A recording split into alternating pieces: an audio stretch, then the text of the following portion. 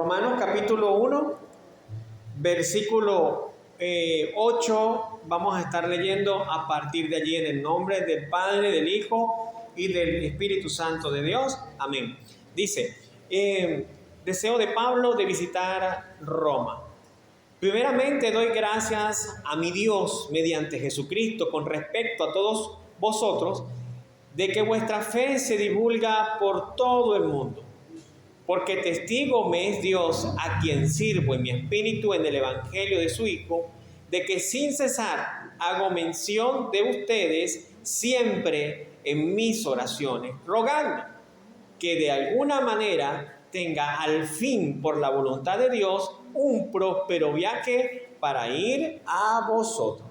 Padre, te damos las gracias en el nombre de Jesucristo. Dios, amén y amén. Señor Jesús, puede tomar asiento, mi hermano, mi hermana aquí presente en esta mañana. Y le damos gracias al Señor, amén. Le vamos a estar viendo cuál era ese anhelo que tenía el apóstol Pablo. Y para ello, pues, tenemos que repasar un poco parte de lo que nos compartía nuestra hermana Glenda hace un momento. Y vimos cómo el apóstol Pablo la semana pasada, para completar ese encabezado o ese saludo de su carta a los romanos, él lo hacía identificando a los hermanos de la iglesia en Roma como aquellos que fueron llamados a la santificación, y les recordaba que ellos habían sido llamados por el Señor, eran llamados como amados del Señor, porque dice el versículo 7 de la siguiente manera: a todos los que están en Roma, amados de Dios. Entendemos que entonces que una persona que ha sido amada por Dios debe atender a su llamado en obediencia al Señor. Toda persona que entiende que ha sido llamada por el Señor debe atender a su llamado con obediencia. Yo no puedo decir solamente el Señor a mí tiene un llamado conmigo. Yo he escuchado muchas personas que me dicen, no, Dios tiene un llamado especial para mí, pero tú no ves que en ningún momento esa persona quiera servirle al Señor, quiera rendirse al Señor. Por lo tanto, podemos entender que esa persona no está obedeciendo al llamado, porque una persona que ama, que ha sido amada por el Señor, esta persona entiende y obedece, ya que no solo se trata de como dicen muchos, yo creo en el Señor Jesús, yo creo en Dios Padre, porque se trata no solamente de eso, sino que es necesario que nosotros entendamos que Jesús es Dios, entendamos que fundamental para nuestra doctrina, de nuestra fe, que Jesucristo es el Hijo de Dios, pero no se trata solamente de creer, sino que se trata de obedecer. Y uno de las mejores citas más claras que hay para entender esto que estamos tratando en esta mañana se encuentra en Santiago 2, versículo 19, porque dice, ¿tú crees que Dios es uno? ¿Cuántos creen que Dios es uno? Digan amén. Y mira lo que dice Santiago, bien haces, también los demonios creen y tiemblan. ¿Tú crees que Dios es uno? Haces bien, los demonios también lo creen y tiemblan. O sea que este verso de Santiago nos habla de seres espirituales, ¿verdad? Que son los demonios, y de que ellos creen en la existencia de Dios. Ellos saben que Dios existe, pero ¿qué diferencia hay entre ellos, entre la fe de los demonios y la fe de una persona? Que los demonios no pueden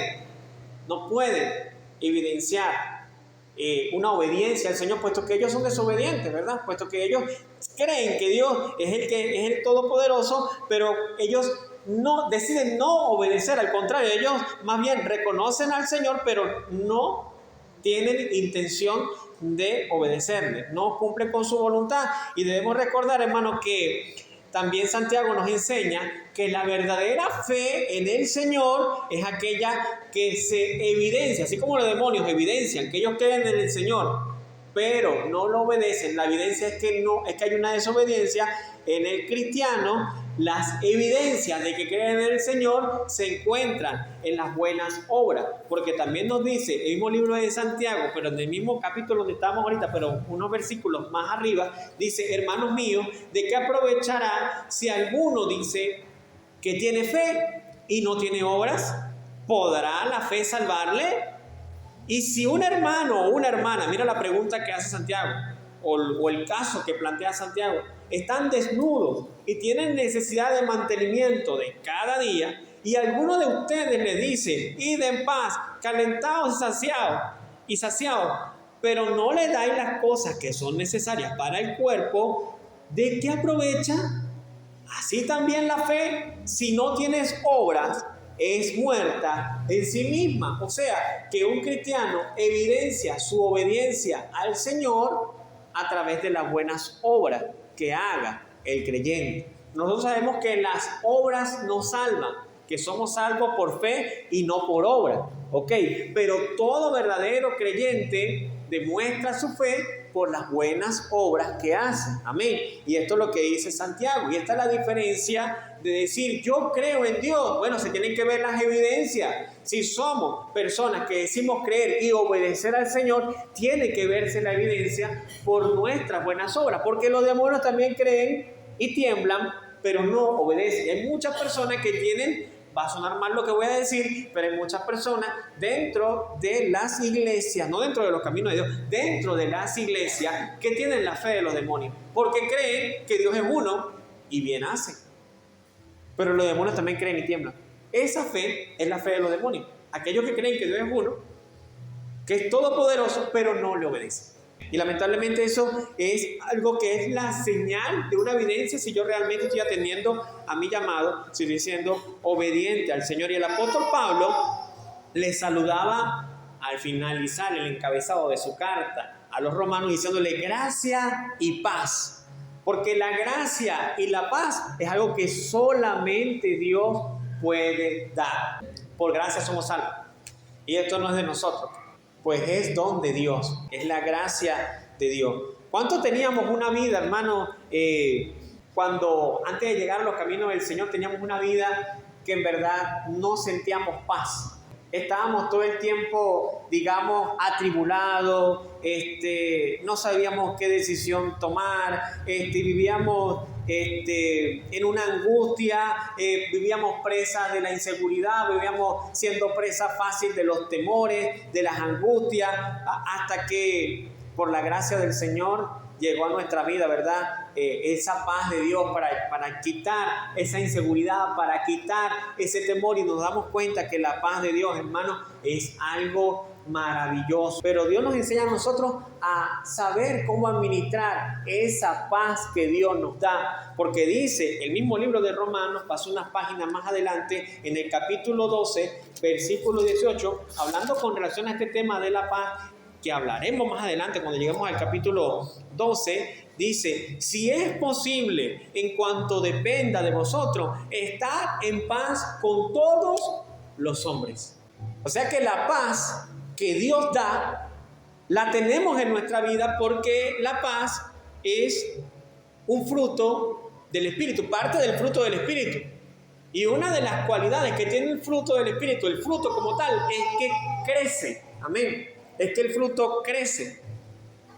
Y una persona, cuando está en Cristo, evidencia que está creciendo en el Señor porque tiene esa paz que no tenía antes de llegar a los caminos del Señor. Y entonces cuando ya tiene la paz, comienza a administrar, a utilizar ese fruto del Espíritu que Dios le ha dado, que es la paz. Y entonces, ¿qué nos dice el apóstol Pablo a través del mismo libro de Romanos? Pero en el capítulo 12 dice, si es posible, en cuanto a dependa de vosotros, estad en paz con todos los hombres. O sea que a veces depende de nosotros el mantener, o como decimos nosotros, el llevar la fiesta en paz. Porque a veces nosotros podemos llegar y reclamar de una manera tajante, voy a poner orden, voy a decirle sus 4 cosas, voy a decirle sus verdades, y sabiendo que la manera como vamos a reclamar va a provocar ira, va a provocar que inclusive se vayan a los golpes, va a provocar inclusive que haya malos entendidos, no vas a llevar a una solución, sino a un problema. Entonces ahora vienes tú también a aclarar ese problema, pero con palabras sabias. La Biblia dice que las palabras necias, ¿verdad?, que hacen brotar la ira, ¿verdad?, más que la blanda respuesta, dice la palabra del Señor en el libro de Proverbios, quita la ira, ¿verdad? Así dice la palabra del Señor. Entonces, hay una paz, la paz de Dios que tenemos nosotros y tenemos que saberla administrar. Todo en cuanto dependa de vosotros, dice el apóstol Pablo, estad en paz con los hombres. Depende de mí que yo te lleve la fiesta en paz, lo voy a hacer. ¿Por qué? Porque soy un hijo de Dios. Y como hijo de Dios, eso es evidencia de que estoy siendo obediente y atendiendo al llamado del Señor. Y por eso es una de las evidencias que tenemos los hijos del Señor. Versículo 8 dice el apóstol Pablo: primeramente doy gracias a mi Dios mediante Jesucristo con respecto a todos vosotros, de que vuestra fe se divulga por todo el mundo. Ahora vemos al apóstol Pablo expresar su alegría por los hermanos en Roma.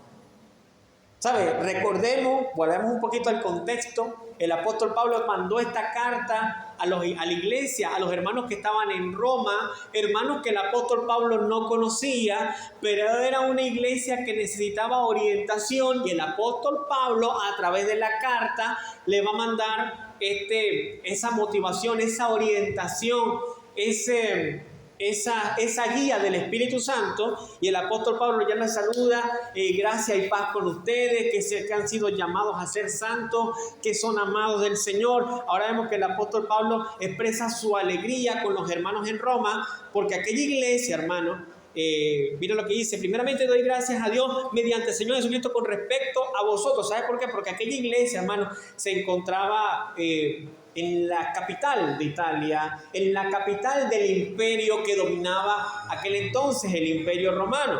Y por aquellos días, aquella capital, aquel imperio era gobernado por el terrible emperador llamado Nerón, ¿verdad?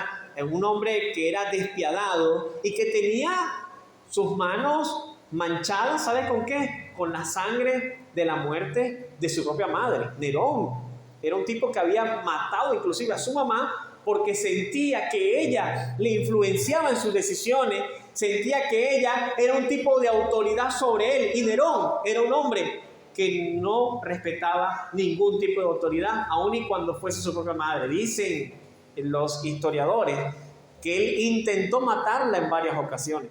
Una de ellas quería que pareciera un accidente, porque mandó a construir un barco, el cual el plan era que cuando el barco zarpara, el barco se hundiera y todo pareciera un accidente. Pero cuando se clarificó todo, Herodes llevaba una vida tan desenfrenada que veía que su mamá era ese tipo de autoridad sobre su vida, y él dijo: no, yo no me tengo que someter a nadie.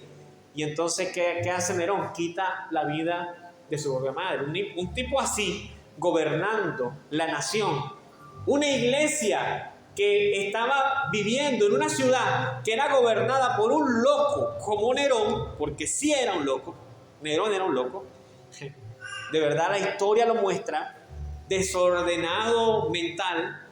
Un hombre que no le tembló el pulso para casarse, matar a su esposa, después casarse con hombres públicamente. Era un hombre que en verdad era un tipo tan desadaptado que llegó a incendiar a Roma, echarle la culpa a los cristianos. Y el apóstol Pablo se da cuenta que bajo aquel gobierno y en medio de aquella ciudad, la iglesia en Roma estaba creciendo, la iglesia en Roma estaba prosperando. Vemos que no era fácil el ambiente en el cual estaba la iglesia en Roma, pero una iglesia que era dirigida por el Espíritu Santo de Dios, una iglesia que era guiada por el Señor, tenía el deber de prosperar. Donde quiera que estuviese, así estuviera en el peor de los lugares, como lo era la ciudad de Roma. Y Nerón era ese emperador que también incendió Roma, como le dije hace un momento, para luego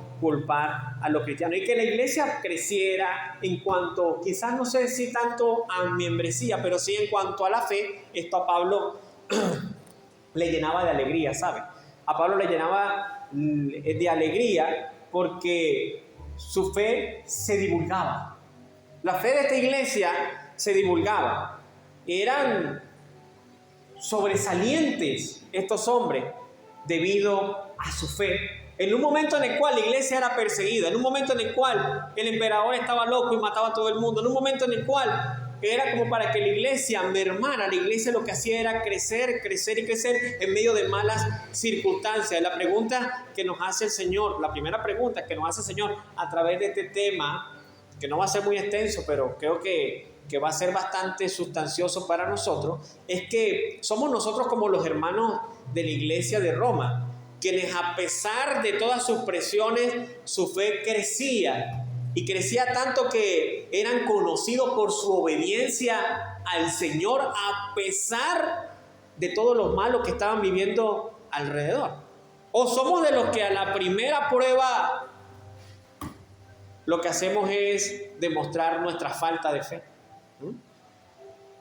Porque la Biblia nos dice que nuestra fe es mucho más preciosa que el oro. Y el oro, aunque perecedero, se prueba con fuego. Y nuestra fe, dice la palabra del Señor, que es mucho más preciosa que el oro. O sea que ya vimos, hermanos, así como la paz es parte de ese fruto del Espíritu, es parte de esa evidencia que somos llamados del Señor, que somos obedientes al Señor, que tenemos que administrar ese fruto del Espíritu dentro de nosotros y debe crecer. También lo es la fe. La fe es algo que debe manifestarse en nosotros como hijos de Dios y debe crecer, porque el mismo Señor Jesucristo habló que si tuvieras fe como un grano de mostaza, ¿verdad?, pudieras mover montañas, pero cuando él hace referencia al grano de mostaza, él dice que cuando el grano de mostaza crece, llega a ser la más grande de las hortalizas. O sea, dando a entender el Señor que nuestra fe, una fe viva, una fe de un verdadero hijo de Dios, un hombre que ha entendido su llamado en obediencia y en santificación al Señor, su fe tiene que crecer, porque dice la palabra del Señor que el apóstol Pablo decía, su fe se divulga por todo el mundo. Fíjate, la gente hablaba en las iglesias en Judea, en la iglesia en Corintio, en Filipo, se hablaba de la iglesia en Roma. Decía, mira, esos hermanos, a pesar de las persecuciones, a pesar de que tienen a Nerón ahí encima de ellos, con todo y todo, su fe no deja de crecer. ¡Wow! No sé si alguna vez te has encontrado con una persona que está pasando por una situación peor que la que tú estás atravesando. Y tú sientes, yo pensaba que yo estaba en lo más bajo, en lo más duro, en lo peor, pero cuando ves a otra persona que está pasando por una situación el doble, que tú dices, lo que yo estoy pasando es inaguantable, no sé cómo soportarlo, y ves a otra persona que está pasando por lo mismo y al doble de lo que tú estás viviendo, tú dices de verdad que lo mío no es nada. Y si esa persona no se desmorona en medio de esa doble prueba, de esa carga más pesada que la que yo tengo, eso tiene que aumentar mi fe. Eso es lo que pasaba en la iglesia en Roma. En días pasados conversaba con alguien que me decía, hermano, recuerdo el dolor tan grande que yo pasé cuando lamentablemente quitaron la vida de uno de mis hijos. Y sabe, cuando llegué a la iglesia, escuché el testimonio de una hermana que decía, yo tenía 2 únicos hijos y a los 2 los mataron el mismo día. Entonces decía, yo pensé que mi mundo se venía abajo cuando escuché la noticia de que se mataron a mi hija, y eso es algo muy doloroso. Pero cuando vi la fe de mi hermana y le mataron a sus 2 hijos el mismo día, yo dije, Señor, de verdad que esa fe es algo que se divulga, esa fe es algo que me fortalece, esa fe es la que podemos decir, como decía el apóstol Pablo, todo lo puedo en Cristo que me fortalece. Esa es la fe que yo quiero, una fe fuerte, una fe que a pesar de que pase por el crisol de la prueba, a pesar de que pase por el fuego, es una fe que no se quema, es una fe que permanece. Amén. Y vemos cómo el apóstol Pablo lo declara. Me parece muy bonito como el apóstol Pablo expresa su devoción y amor por el Señor al decir, doy gracias a mi Dios. Mira cómo dice el apóstol Pablo, doy gracias a mi Dios. Y quiere el Señor que nosotros recordemos la idea principal de este capítulo número 1, desde la primera enseñanza, y es que el apóstol Pablo se declaró siervo y esclavo del Señor Jesucristo. Ahora el apóstol Pablo en el versículo 8 dice, doy gracias a mi Dios, pertenezco a Él. No solo le pertenezco a Él, Él me pertenece a mí. ¿Sabe? Hay un cántico muy hermoso, muy hermoso, no lo voy a cantar porque... Pero en el cual la canción dice de la siguiente manera, yo llevo a mi Cristo a todas partes y donde quiera que yo ande, le canto esta canción, dice esa hermosa melodía. Es una canción muy vieja, pero en esas líneas el cantante expresa que como creyentes tenemos que mostrar el mensaje de Cristo a todo lugar. Y él decía, yo llevo a mi Cristo a todas partes. El apóstol Pablo decía, el ángel de Jehová, del Dios, de quien soy y a quien sirvo. Ahora dice, mi Dios. Yo soy su esclavo, yo soy su siervo, yo le pertenezco a Él. Ahora dice, doy gracias a mi Dios mediante el Señor Jesucristo. Vemos ese afecto que el apóstol Pablo sentía por los hermanos y también sentía por el Señor, de que vuestra fe se divulga por todo el mundo. Hermano, si algo tiene que decir, por ejemplo, este sector donde Dios ha colocado esta iglesia de nosotros, ¿cómo nos conocerían? ¿Como los hermanos que en verdad aman al Señor? ¿O como esos hermanos que se quejan porque le pagan poco en el trabajo, porque el agua, fíjate que el agua ya no nos está llegando tan seguido ni con tanta fuerza como nos llegaba antes? Fíjate que subieron el aumento salarial, no me convenció. ¿Por qué nos van a nosotros a identificar? ¿Por ser esas personas que se quejan como los demás o por ser esas personas que tienen una fe que se divulga? Dice, oye, esos hermanos de verdad que tienen un amor por el Señor, de verdad que cuando voy a esa iglesia esos hermanos oran por mí, de verdad que cuando estoy en ese lugar siento que mi fe se aumenta, siento que pertenezco allí. Eso es lo que tiene que divulgarse, lo bueno, porque somos llamados y amados por el Señor. ¿Cuántos están entendiendo lo que Dios nos quiere decir en esta mañana? Versículo 9 dice, porque testigo me es Dios, a quien sirvo en mi espíritu en el evangelio de su Hijo, que sin cesar hago mención de ustedes siempre en mis oraciones. Vemos al apóstol Pablo expresando su amor y compromiso de oración por los hermanos en Roma. Escucha, te repito lo que te decía hace un momento. Pablo no conocía a ninguno de sus hermanos. No los conocía. Normalmente yo para orar por alguien tengo que conocerlo, ¿verdad? Las personas que nos piden oración son personas conocidas. Pero el apóstol Pablo no conocía a los hermanos en Roma. Pero ¿qué decía el apóstol Pablo? Que sin cesar hago mención de vosotros siempre en mis oraciones. Y lo más tremendo, y no podemos dejar pasar por alto, lo que dice cuando comienza el versículo 9, dice, porque testigo me es Dios. Es decir, Pablo no iba a usar el nombre de Dios en vano, ¿verdad? Pablo no iba a usar el nombre de Dios en vano. En verdad, Pablo está orando por los hermanos en Roma. Ahora, otra pregunta que nos hace el mensaje en este momento es la siguiente: ¿cuánto pudiéramos expresar lo mismo realmente? ¿Cuántos de los que estamos aquí pudiéramos decir realmente, estoy orando por ti? ¿Cuántos? ¿Cuánto nos gustaría que alguien nos dijera, hermano, estoy orando por usted, por el pedido de oración que usted me hizo hace un tiempo? Fíjese que usted me pidió para que orara por usted porque estaba desempleado o porque estaba enfermo. Y bueno, hace tiempo vengo orando por usted. Quiero saber cómo siguió de la salud. Quiero saber si ya consiguió el empleo. Y resulta que tú te das cuenta, esa persona viene orando por mí de hace tiempo. ¿Cuántos de los que estamos aquí tomamos en serio nuestro trabajo de orar por los demás? Porque eso es lo que Dios nos demanda, que nosotros como hijos de Dios oremos por aquellos por los cuales sentimos carga. Ejemplo, Abraham intercede en el libro de Génesis por Lot, intercede por Sodoma y Gomorra. Pero él está intercediendo por Lot, Señor, y si hubieran 40 juntos, y si hubieran 30, y si hubieran 20, y si hubieran 5, el Señor le dice, no hay ni 5. No hay ni 5. Pero ¿qué hace Abraham? Va haciendo una pregunta mientras que comienza a dialogar con el Señor. Señor, ¿matarás al justo con el malo? No, yo no mataré al justo con el malo. Ah, ok, porque Lot es justo. Pero si hubieran 5 justos, por amor a los 5, no acabaría con la ciudad. Pero vemos a un Abraham que intercede por su sobrino, aun y cuando su sobrino andaba haciendo negocio e enriqueciéndose en un lugar en el cual Dios le mandó que no estuviera. ¿Qué hace nuestro Señor Jesucristo delante de nuestro Dios Padre? ¿Qué hace el Señor Jesucristo? Intercede por nosotros.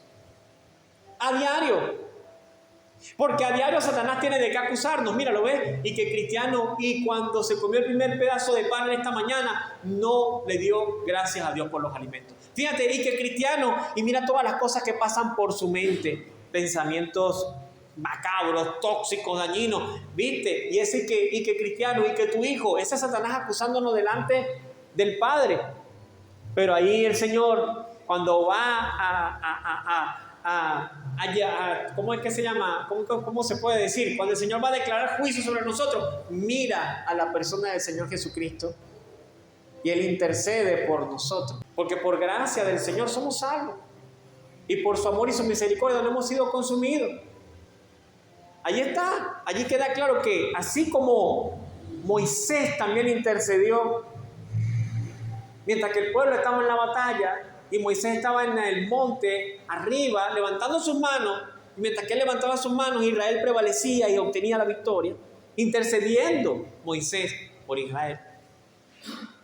El Señor nos enseña que nosotros, como hijos de Dios, recordemos en esta mañana cuántas veces te has comprometido por orar por alguien y realmente no lo estás haciendo.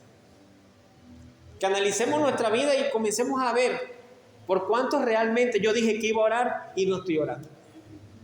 Porque yo no sé si a usted, pero a mí este versículo me viene a reforzar lo que el Señor nos viene diciendo desde hace un par de semanas en nuestro análisis del libro de Éxodo, en el cual veíamos cómo el sacerdote en su vestidura sacerdotal tenía que llevar sobre sus hombros los nombres de las 6 tribus en un hombro, escritas en una lámina de oro, y los nombres de las otras 6 tribus en la otra lámina de oro, y decía el Señor para que el sacerdote lleve sobre sus hombros los nombres de todo el pueblo de Israel e interceda por ellos en el momento en el cual tenían que preparar o presentar el sacrificio por el perdón de los pecados. Y el Señor nos decía hace un par de semanas, ¿cómo está nuestra intercesión por los demás? Sentimos peso porque Dios colocó ese peso sobre los hombros del sumo sacerdote. Y nosotros somos real sacerdocio y tenemos que tener ese peso de nosotros, orar por nuestra familia. Porque a mí, particularmente, desde que vengo viendo estas 2 últimas semanas, porque veo que no es casualidad, en Dios no hay casualidad. Y usted sabe que nosotros no alineamos los libros para que todo cuadre ni coordine. Donde estamos actualmente en la Biblia es donde Dios nos quiere guiar en nuestra vida. Yo veo, el Señor nos dijo esto hace apenas 2 semanas y hoy nos dice esto. Nos está recordando que como hijos de Dios tenemos que ver cómo está nuestro trabajo de oración e intercesión por aquellos que nos piden oración o por aquellos que nosotros sabemos que necesitan oración.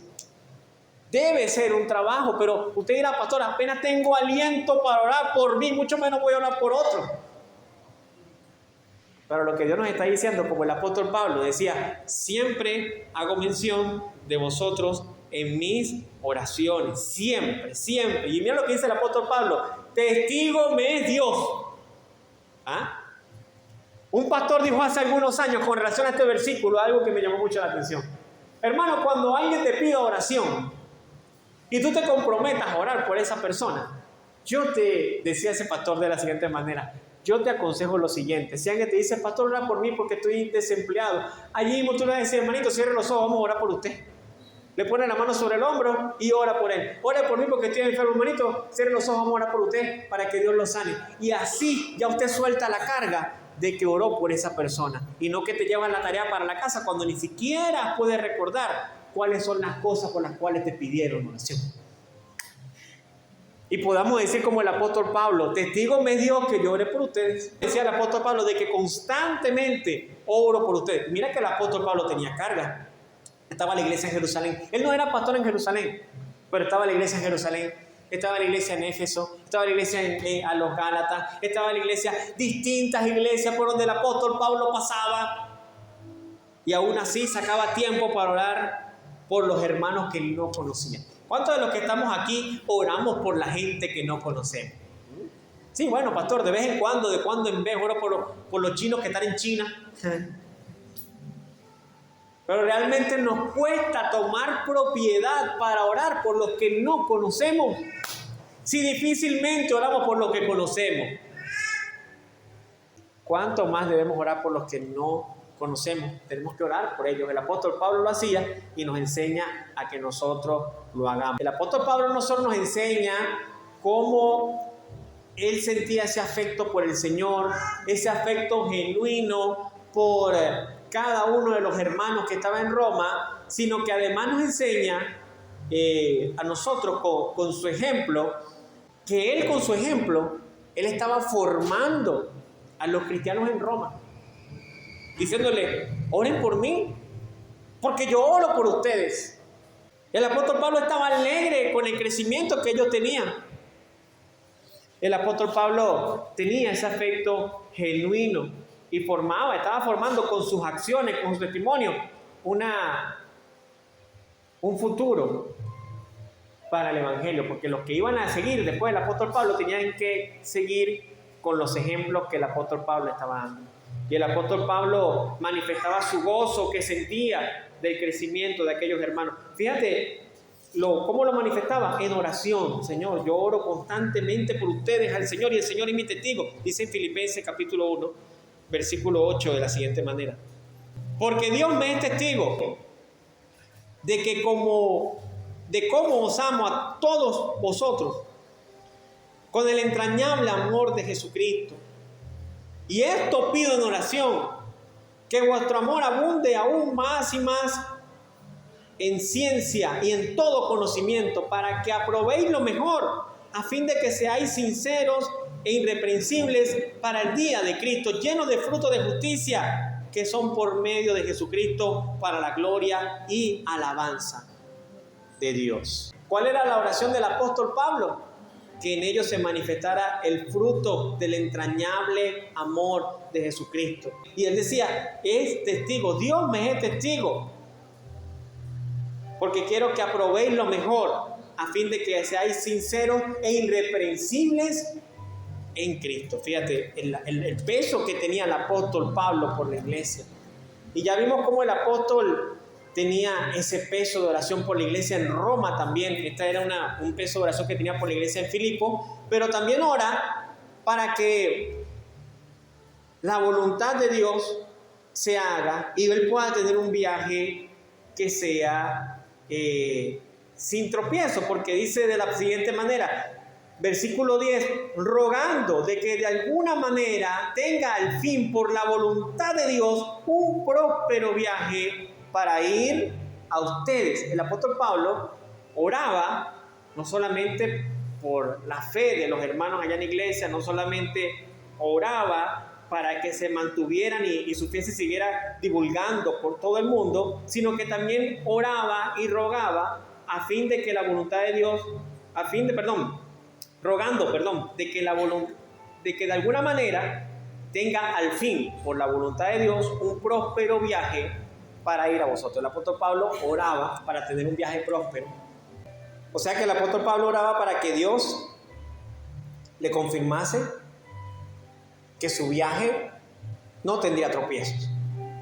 Eso es lo que el apóstol Pablo pedía en sus oraciones. Un viaje sin tropiezo, un viaje que sea de bendición, un viaje próspero. Pero vemos que el apóstol Pablo, antes de decidir algo, y esto nos enseña el Señor, nosotros como hijos de Dios, oraba antes de decidir. Cuando vaya a viajar, antes de viajar, yo oro y ruego a Dios poder tener un próspero viaje.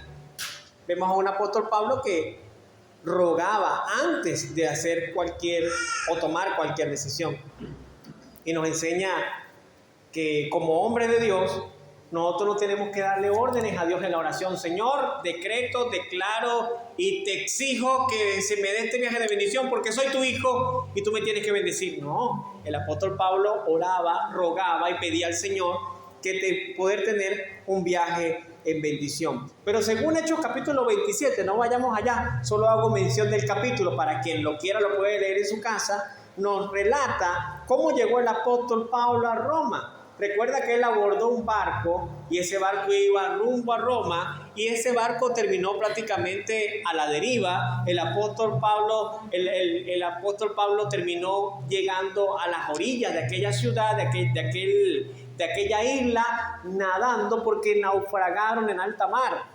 Y este viaje era por el cual el apóstol Pablo estaba rogando que fuera un próspero viaje. ¿Cómo llegó el apóstol Pablo? Llegó a través de un barco prácticamente que naufragó y llegó también en su viaje. Tuvo un naufragio del barco en el cual iba y también llegó como prisionero. No era lo que Pablo quería, pero fue una respuesta de Dios. Ahora la pregunta es, ¿te imaginas que el apóstol Pablo no hubiera orado por ese viaje? Llegó como preso y pasó por un naufragio. Imagínate que no hubiera orado por ese viaje. ¿Cómo hubiera llegado? Porque él anhelaba ir a Roma, ¿verdad? Dice el versículo 11 de la siguiente manera: porque deseo verlos para comunicarles algún don espiritual a fin de que seáis confirmados. Pablo deseaba ver a los hermanos.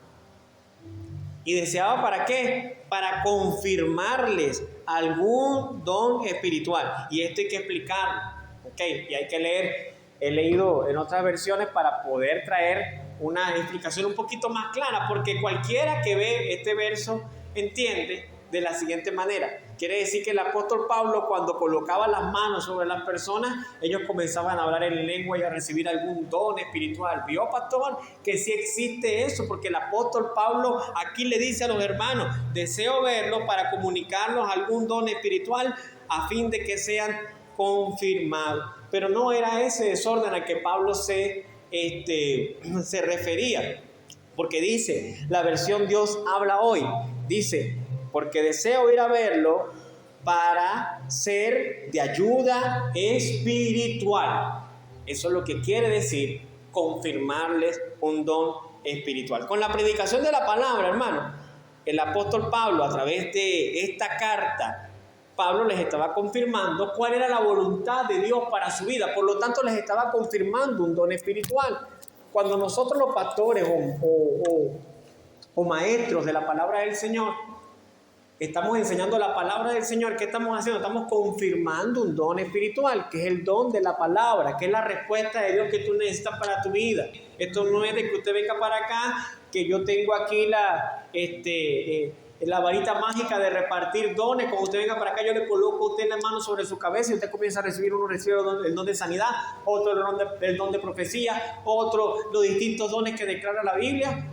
No. El apóstol Pablo lo que quería decir es: yo les voy a confirmar el don espiritual a través de la palabra, a través de la enseñanza, a través de esta ayuda espiritual que yo les voy a dar a ustedes, a través de esta carta, y quiero ir a verlo para confirmar algún don espiritual en ustedes. Era a lo que Pablo se refería. Versículo 12 dice: esto es para ser mutuamente confortados por la fe que nos es común a ustedes y a mí. Y este versículo ya lo voy a utilizar ya como para ir concluyendo el mensaje.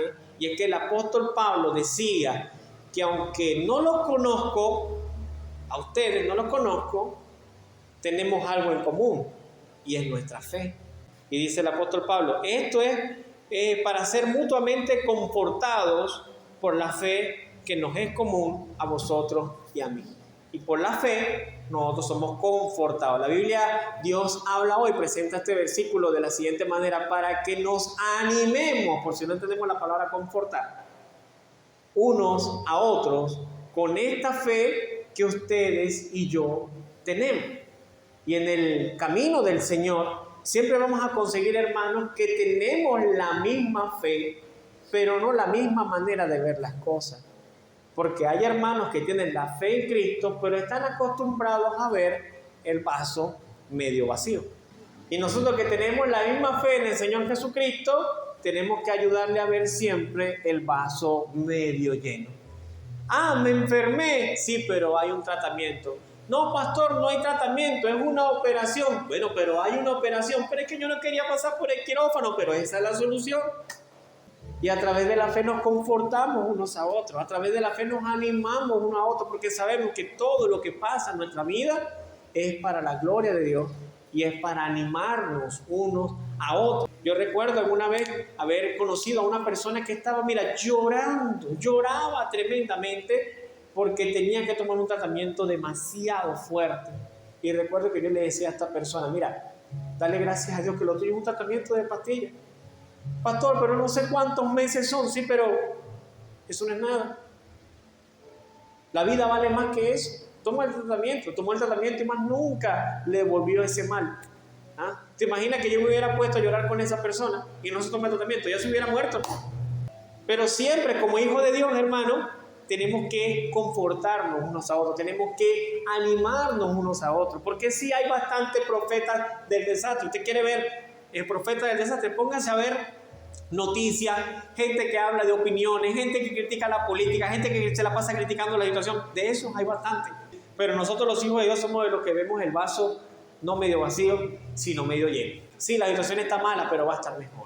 Sí, de verdad que estoy enfermo, pero aquí no me voy a quedar toda la vida. Pastor, pero el médico dijo que estoy en una etapa terminal. Bueno, mejor me voy con Cristo, que al final es a donde todos queremos llegar como hijos de Dios. Algún día a ver el rostro del Señor. Así que sea lo que sea, vamos a aprender que el apóstol Pablo nos lo va a enseñar en este mismo libro de Romanos, que ni la muerte, ni la vida, ni principados, ni potestades, por allá en el libro de Romanos, en el capítulo 8, ni lo presente, ni lo porvenir, ni lo alto, ni lo profundo, nos podrán separar del amor de Dios que es en Cristo Jesús, Señor nuestro. Así que animémonos constantemente con estas palabras. El Señor está con nosotros. Amén. Así que si hay una enfermedad, ánimo, mi hermano. Está pasando una situación, ánimo, mi hermano, vas a salir de allí. Y no solamente animarlo de la boca para afuera, sino ser como dice el libro de Santiago. Si alguno ve que alguien tiene una necesidad como para el mantenimiento diario, no solamente le den una palmadita en la espalda y mándalo para su casa. No, ayúdalo, porque mostrando por buenas obras das declaración de que tu fe es verdadera, de que reconoce que has sido llamado, de que has sido amado por el Señor y de que vives una vida de santificación que refleja a Cristo y que esa fe se divulgue por todos lados. En el nombre del Señor Jesucristo. Póngase de pie, vamos a darle gracias a Dios por esta palabra que nos trajo en esta mañana.